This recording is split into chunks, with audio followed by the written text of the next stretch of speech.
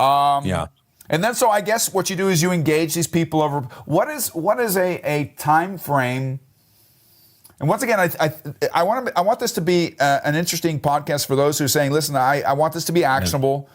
I want to change. And what time frame? What time frame are we usually talking about that it takes for you to have an impact on the actual leadership culture within an organization? Look, that's a great question. Nothing happens overnight. Yeah. So for me, consistency is key. Let me give you an example. I know this is a cliffhanger to our model. Yeah. As you know, our model, I'm sure we're going to show it to the viewers in a bit. But yeah, the model first starts with the first stage, which talks about the why. Why are we here? Should we show it now? Why are we doing this? Sorry? Should we show absolutely. It now? Let's show it right now. Okay, let me pull it up.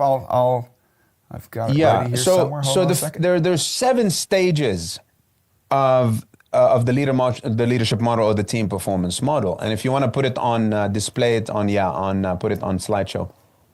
There we go. You tell me when to. So the why. Super.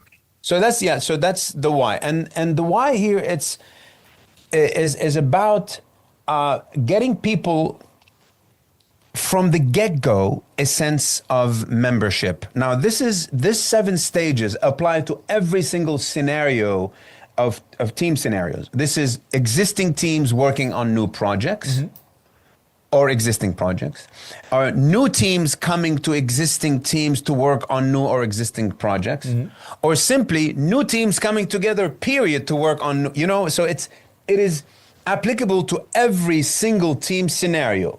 And that is the dashboard whereby leaders can put their fingers on their organization and truly understand what needs to be done first by every single leader at every single level of the organization, starting with the guy at the top all the way down to the front, where then the frontliners need to understand exactly how do I then contribute to that vision. So the why is about sense of membership and that and where are we going, and and the WIFM, what's in it for me, right? The next stage is if you click here to the next. So now remember how I asked earlier when I said, how do you know? No, let's not. Let's just do this first here. Let's go back to So how do I know? I go, hey, listen, Mr. Leader. How do you know, Mrs. Leader? How do you know that stage is done, is resolved, right? How do you know that?